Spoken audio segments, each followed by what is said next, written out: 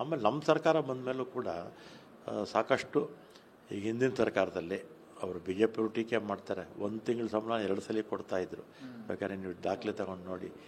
ಆಮೇಲೆ ಅವರು ಅವಧಿನಲ್ಲಿ ಒಂದು ಬಸ್ಸು ತೊಗೊಂಡಿರಲಿಲ್ಲ 3 ಕಾರ್ಪೊರೇಷನ್ನಲ್ಲಿ, BMTCಲಿ ಮಾತ್ರ 450 ಬಸ್ ತೊಗೊಂಡಿದ್ರು. ಆಮೇಲೆ 10,000 ಜನ ರಿಕ್ರೂಟ್ಮೆಂಟ್ ನಾವು ಮಾಡಿದ್ವಿ, ಅವರು ಒಂದು ರಿಕ್ರೂಟ್ಮೆಂಟು ಮಾಡಿರಲಿಲ್ಲ. ಆಮೇಲೆ ನಮಗೆ ಅವರು ಅಧಿಕಾರ ಬಿಟ್ಟಾಗ 4,000 ಕೋಟಿ ಸಾಲ ಬಿಟ್ಟು ಹೋಗಿದ್ದಾರೆ BJP ಅವರು. ಅದರಿಂದ ಆಮೇಲೆ ನಾವು ಬಂದಮೇಲೆ ಈ ರಿಕ್ರೂಟ್ಮೆಂಟು, ಹೊಸ ಬಸ್ಸುಗಳು ಹಾಕಿ, ಮತ್ತು ನಮ್ಮ ಶಕ್ತಿ ಕಾರ್ಯಕ್ರಮ, ಪ್ರತಿದಿನ 1 ಕೋಟಿ ಜನ ಓಡಾಡ್ತಾರೆ.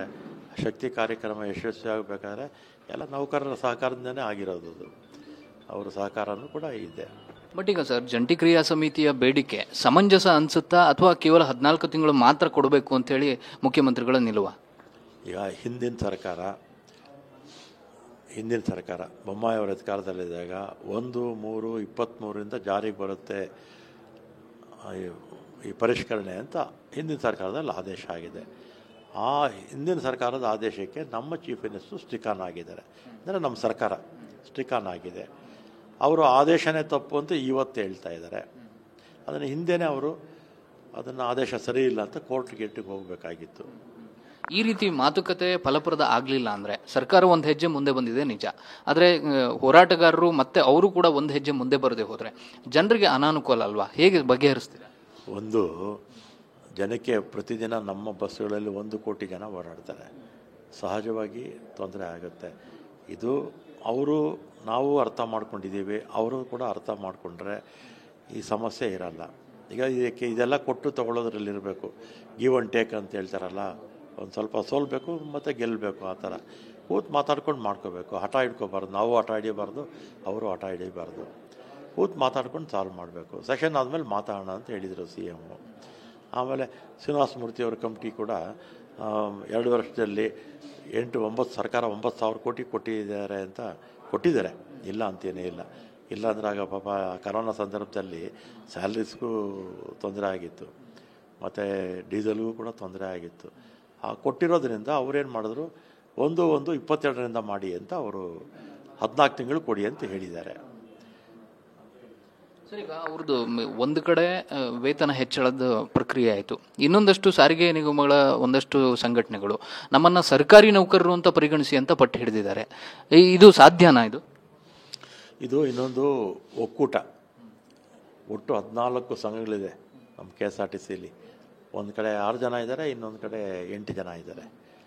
ಅವರು ಸಾರಿಗೆ ನೌಕರನ್ನ ಸರ್ಕಾರಿ ನೌಕರರ ಥರ ಪರಿಗಣಿಸಬೇಕು, ಅಂದರೆ ಸ್ಯಾಲ್ರೀಸು ಈಕ್ವಲ್ ಆಗಿ ಕೊಡಬೇಕು ಅಂತ ಅವರು ಕೂಡ ಕೇಳ್ತಾ ಇದ್ದಾರೆ. ಮತ್ತು ಚುನಾವಣೆ ಮಾಡಿ ಅಂತ ಅವ್ರದ್ದು 96ರಲ್ಲಿ ಚುನಾವಣೆ ಆಗಿದ್ದು, ಕೊನೆ ಚುನಾವಣೆ ಮಾಡಿ ಅಂತ 2 ಭಾಳ ಪ್ರಮುಖ ಬೇಡಿಕೆಗಳು ಅವ್ರದ್ದು. ಮುಖ್ಯಮಂತ್ರಿಗಳು ನಿಮ್ಮ ಬೇಡಿಕೆಗಳನ್ನು ಪರಿಶೀಲಿಸ್ತೀನಿ ಅಂತ ಹೇಳಿದ್ದಾರೆ. ಸರ್, ಈಗ ಖಾಸಗಿ ಬಸ್ಗಳ ವ್ಯವಸ್ಥೆ ಏನೋ ಆಗಿದೆ, ಆದರೆ ಶಕ್ತಿ ಯೋಜನೆಯಲ್ಲಿ ಇಷ್ಟು ದಿನ ಜನ ಓಡಾಡ್ತಾ ಇದ್ರು ಹೆಣ್ಮಕ್ಳು. ಈಗ ಏಕಾಏಕಿ ಇವತ್ತಿನಿಂದ ಖಾಸಗಿ ಬಸ್ಗಳ ಮೊರೆ ಹೋಗ್ತಾ ಇರುವಂಥದ್ದು, ಅವರು ದರ ಹೆಚ್ಚಳ ಮಾಡಿರುವಂಥದ್ದು ಸ್ವಲ್ಪ ಮಟ್ಟಿಗೆ ಹೊರೆ ಆಗ್ತಿದೆಯಲ್ಲ? ಈಗ ನಾವು ಖಾಸಗಿ ವಾಹನದ ಮಾಲೀಕರಿಗೆ ಸರ್ಕಾರ ಎಷ್ಟು ತಗೊಳುತ್ತೋ ಅಷ್ಟೇ ತಗೊಳ್ಳಿ ಅಂತ ಹೇಳಿದ್ವಿ. ಆದರೆ ಕೆಲವರು ಜಾಸ್ತಿ ತಗೊಳ್ತಾ ಇದ್ದಾರೆ ಅಂತ ದೂರುಗಳು ಬಂದಿದೆ. ನಾನು ನಮ್ಮ ಟ್ರಾನ್ಸ್ಪೋರ್ಟ್ ಕಮಿಷನರ್ ಗಮನಕ್ಕೆ ತರ್ತೀನಿ. ಮತ್ತು ಇವತ್ತು ಕೋರ್ಟ್ ಇದೆಯಲ್ಲ, ಕೋರ್ಟ್ ಏನಾದರೂ ಒಂದು ತೀರ್ಮಾನ ಕೊಡ್ತಾರಲ್ಲ, ಅದಕ್ಕೆ ನಾವು ಬದ್ಧರಾಗಿರ್ತೀವಿ, ಅವರು ಬದ್ಧರಾಗಿರ್ಬೇಕು. ಕೋರ್ಟ್ ತೀರ್ಮಾನದ ಹೊರತುಪಡಿಸಿಯೂ ಅವರು ಹೋರಾಟ ಮುಂದುವರಿಸಿದ್ರೆ ಅಂತಿಮವಾಗಿ ಸರ್ಕಾರದ ಮುಂದೆ ಏನು ದಾರಿ ಇದೆ?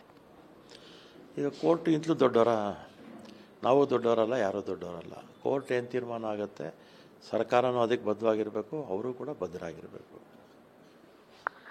ಇದಿಷ್ಟು ಸಾರಿಗೆ ಸಚಿವರಾಗಿರುವಂತಹ ರಾಮಲಿಂಗಾರೆಡ್ಡಿ ಅವರ ಮಾತು. ಅಂದರೆ ಕೋರ್ಟ್ ಕೊಡುವಂತಹ ತೀರ್ಪಿನ ಆಧಾರದ ಮೇಲೆ ನಾವು ಭದ್ರಾಗಿರ್ತೀವಿ, ಸಂಘಟನೆಗಳು ಕೂಡ ಭದ್ರಾಗಿರಬೇಕು, ಜನರಿಗೆ ಅನಾನುಕೂಲ ಆಗದೇ ಇರೋ ರೀತಿಯಲ್ಲಿ ನಿರ್ಣಯವನ್ನು ಕೈಗೊಳ್ಳುವುದು ಸೂಕ್ತ ಅನ್ನುವಂಥ ಅಭಿಪ್ರಾಯವನ್ನು ವ್ಯಕ್ತಪಡಿಸಿದ್ದಾರೆ.